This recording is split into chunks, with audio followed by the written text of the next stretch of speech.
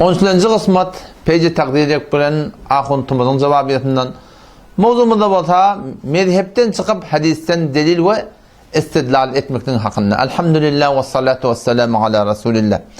Muhterem Müslüman oğlum, neticede bundan evvel tıfran başında başarıda elin kadar dua edip bolmayanın hakkında Hanefi mezhepten Merkat diyen kitabımızdan, Bab-ı Davatından ben bir metabir edip verdim ki her bir yerde elin kadar dua etmeklik doğru da az cümle tıfran başında, naharın başında, çayın başında. O da men aydan gurum değil, men kim ahim ölümden burada aydar yalak mezhepteki gelen gurum. Men iki tane adres verdim şu dağda, Sa'ayadan neydim? O şu Sa'aya 2. cildinde 258. sefretinde o Merkat'ta Bab-ı Davat 5. cildinde. O şu dağda ben ayttim, eğer bir tane hadis getirtele dedim ki Peygamber Aleyhisselam tıfran başında elin kadar dua ediptir deyip dedim, ben dedim gurum yok dedim. Şu arada inni Ustad-ı Muhterem Ahun Tumaç, Müslüman doğumuz, o şuna tabi adamlar, tabi hücreler, şu bir sürü neketen Türk meselede görüyorsun hemşe tıfran başında elin kadar dua ediliyor doğrusu, ediliyen de.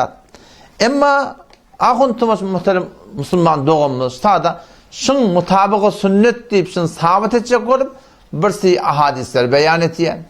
Ahadisler beyan etti, dua edilse, ne midad var, yani ahadislerde geliptir diye. Müslüman doğumuz, ve de hiç kim üyüşüp dua etmekteki münker değil. Ama her bir yerde üyüşüp dua edip boluyor mu? Gurun şoğutuna Müslüman doğun. Elin kadar dua etmekteki hiç kim münker değil. Ama her bir yerde elin kadar dua edip boluyor mu? Gurun şoğutuna Müslüman doğun. Hem sen hareketen şu an Hatim Bukhari'ye gittiyen Müslüman doğulduğumuzu görüyorsanız ne kadar dua ediliyor Hatim Bukhari'den sonra. Ya biz özümüz Goş'ta, Saravan'la, Beluçistan'la 4 yılda bir sırada okuyorduk. Hiçbir beşot namazı yok ki şun üydün namazı ücüp barahım far namazı sonra ücüp dua edilmesin Müslüman doğum. Bu bir tabii zat barahım bir Hanefi mezhebinin içinde. Ama muhterem Müslüman doğumumuz Ahun Tumaç ne yer? Şu bir ahadisler ki şunla elin kadar dua etmekten hakkında, ücüp dua etmekten hakkında ahadisler geliptir. Şunları getiren kadam şun eteğini istidlal etmekliği var. Bazı içtima amest diye. Hah der vakti namaz başlat ya der vakti digeri. Der rivayet mezkur taksis ne yapmadı? Yani hem yerde var elin kadar dua etsen moliya, hem yerde ücüp dua etsen moliya deyip şu ahadislerden Müslüman doğumunun istidlal şahsiyetmiyeti var. Böyle gen alığı doğrultuşlu adamlara. Burada falan nereye baktırın belli diye. Bir tapta ben Hanefi mezhep diye. Ödüne karşı duruldu Vehhabi diye. Hani kadar Vehhabi diyen adamdan mezhepten çıkıp Kur'an'dan hadisten istidlal şahsiyet diyorlar. Ahun Tumaç Müslüman doğunum sen Hanefi mezhep olsan sen ne hadislerden istidlal şahsiyet diyorsun? O arada bir diye da meğer diye hadis diye mezhepten koyunda değil mi diye. Men Huda bilen peygamberden koyunda da yapma mı diye. O hadisen getirip tuğda diye. Müslüman doğuda Allah bilen Resulünün kelamından hiç kimin kelami diyanatta koyunda da onun kimin şekli var akım. Ona şekete bir adam onu dinden çıkar akım.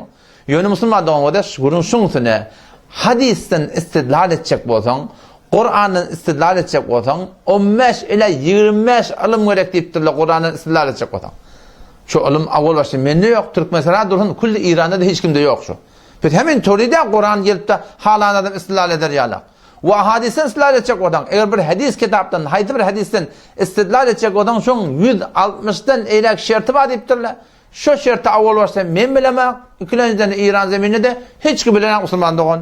Ne etmeli onlar? Kur'an hadisi ne var düşünmeli? Kur'an hadisi şol mezhebe olarak düşünmeli. O akla belli kurun deyim şu da her dadın mutakassısı var da. Öy beceriyet, telaşkari var, cuşkari var. Her dadın mutakassısı var. Sen hemen türü bir adamdan balakın mahne telaşkari işin vermiyorsun. Sen cuşkari işin telaşkari vermiyorsun. Sen balakın gözün baktırma olanda sen umumi doktora varmıyorsun. O şuna mende haydi bir takassuslu işi, sen takassuslu adamlar tavsiye değil mi? İnşallah oturdum Müslüman doğuldum, din diyanatta, Kur'an'la, hadisten biraz düşünme o da şunu mutakassıslara vermeli. Mutakassıslar kim? Hanefi mezhebin müştehitleri ve fukahaları. Mezhepten bile karşılıkta Müslüman doğum, ben iyi gumrahi ya diye. Mezhep bana sana din ne? Mezhep dini doğru sürmeden süreyim. Mezhep gumrahiden kalmadan süreyim. Mezhep istidlal şahsi etmeyenle gumrahi giyinmesilikten süreyim bana sana bir yol. Geçen zamanlarda bir vakitte bir tane erhleyi vursup bir kadın yanına varıptırlar. Mezhebin gerekliğine hiç yok olayan. O hamal kadi erheleyin kefine davatına kulak atıptır. ahirde var qadavat etjek bolanna men Kur'an men hadise wala qadavat edeyim mi? Ya İmam Malik'e wala deyip dursun. Qadi Maliki mezhepmiştik. Bu barın adamma da erhele bol. Biz Maliki mezhepmiştik. O zaman denana ditti ya. Qadi qaydan gurun şey. Men Kur'an hadise wala sizin hakkında qadavat edeyim mi? Ya yok. İmam Malik'e wala qadavat edeyim mi? O denana yok demiştik yön hevolan. Ona ya Cenab-ı Qadi ditti ya. Sen İmam Malik'e wala qadavat et ditti. O qadi ona mı deyip ditti? Men Huda bilen peygamberden goýanda maňandan dipdir. Ona yok dipdir. Cenab-ı Qadi ondan goýanda de. Ýöne Cenab-ı Qadi dipdir. Men Kur'andan hadisten sen düşünüşüne anam yok ditti.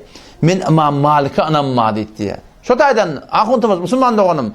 Kur'an hadisi düşünmeklikde ne men düşünüşüme anamma, ne sen düşünüşüne anamma, ne Türkmen sehran belki kul İran zeminin hiç kimin düşünüşüne anam yok, etimat yok. Megerin keşen mezhepten nakletmesi. Ku arkada var arkada. Kur'an tefsir etme bolanda 15 ila 25 alımlı adamla varmıştık. Şola yazıptırlar. Hadisin istilal etme bolanda 160'dan ila şerti bilen adamla varmıştık. Şola yazıptırlar. Şolardan istilal etmeli. Gen gadenen. Bir taraftan ona manga Vehhabi diye, öbür taraftan doğru nağız bile ölçü şu Vehhabi diyen adamdan maraqim işin etmekte. Hop. Indi muhterem ahuntumuz doğanım. Sen istilal etiyardın ki her çünkü ahadiste de gelipdir el kaldırmak dua etmekten hakkında o iş dua etmekten hakkında sen her yerde elin kaldırıp dua etsen bolya diye aytıyardın da Müslüman ulama doğallam o da siz memnun tarafta siz mufti Merdani men tarafta siz bana men ustaatlam bilen ya başki teoretik ulamaların tarafta baba dikkat edelim biz eğer aytýan adamın teoretik bolsa biz Huda bilen tarafaş men hem şeýle siz hem şeýle ومثل adres verin. Nereden o da? Şuna diyelim Merkat Müslüman doğmuş. Merkat şirketin kitabı de, şu Vehhabi'nin kitabı de, şu Hanefi mezhebin kitabı Müslüman doğmuş. Şun cildi pens, babı davatın barda okuy, Molla Kayr rahmetullahi aleyh. Serahaten istada aytiya. Ve emma ma qalahu İbn Hacer. İbn Hacer rahmetullahi aleyh Şafii mezhep. Şafii mezhep bola bir Hanefi mezhebin fukahalarına, muhaddislerine tersine deyiptir ağa. Her yerde peygamber elini kaldırıp her yerde yüzünü sürtüktür dedi. Şey diye aytiyen Şafii mezhep şey diye. Onsa da Molla Kayr rahmetullahi aleyh şon aytiyen reddet ne mi diye? Ve emma ma qalahu İbn Hacer. وما أفاده لفظ الحديث من أنه إذا دعا ولم يرفع يديه لم يمسح إنما هو على سبيل الفرض يعني ابن هجر أيتيان كيف دي لما مر أنه عليه الصلاة والسلام كان يرفع يديه في كل دعاء في عظم هر دعاء إلى قدر يدي فيلزم أنه كان يمسح بهما في كل دعاء فإنه gerekli bu في عظم her bir duasında yüzünü sürtmeleyen gurun diye فمردود نبتر غير قابل قبول ettir. Kim ayıptır? Vehhabiler ettir. Yok. İnalekem Molla Kayr rahmetullahi Hanefi mezhep ulemalar ettir. بأنه لم يمر ما يدل على الكلية أصلا شيء her bir duada elin kaldırıp yüzünü tutmayan gurun aslen yok şu diye. مع أن قوله في فعله عليه الصلاة والسلام على سبيل الفرض لا تعالى تحته دي. Aslen şu bir kaide girenek diye her bir yerde elin kaldırıp da balakım yüzünü tutmayan gurun falan kaide girenek diye Müslüman doğan. Kimin aydan gurun? Hanefi mezhep ulemaların aydan gurun. Şu da Müslüman doğan o da. Vahme ne medina. İkkepletene ne mi desen? Olukon takdirle bilmeyemişsin. Baba, olukon takdirden bilen dağıtlar da var, bilmeyen dağıtlar da var. Bilip aydı bilmeyen giden dağıtlar da var. Neyse ayette avul 7 gün tutulmayadın mı gör? İha iyiydi. Neyse nesi hoşuş 5 gün 3 gün bolmalı iptulla. Teyasin 3 günde de orada Müslüman doğun. 3 günde de sonra Subhanallah harsam yok. Bunun hasan aytmalı.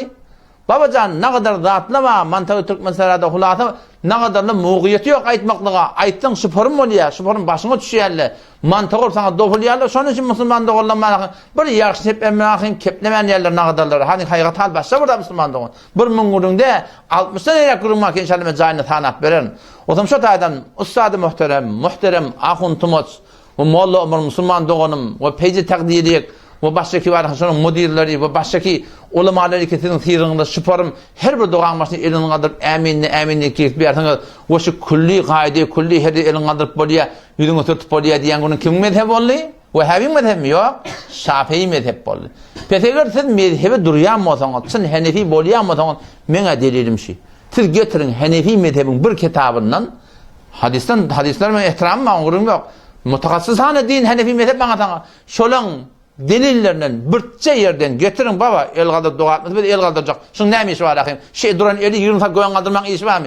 Bir de şu peygamber etmeyip deyip etmeyecek oluyor. Bir de şu halaf sünnet deyip etmeyecek oluyor Müslüman doğun. Allah temizleyecek tevfik versin. Petonda istediler ki her yerde elin kaldırın dua edin de elin kaldırdı yüzünü tutmalı. Üçlü dua etsen oluyor diyen gurun. Şu kim mezhep oldu? Şafii mezhep oldu. Vehhabi mezhep diye Müslüman doğun. Vesselamu aleyküm ve rahmetullahi ve berekatuhu.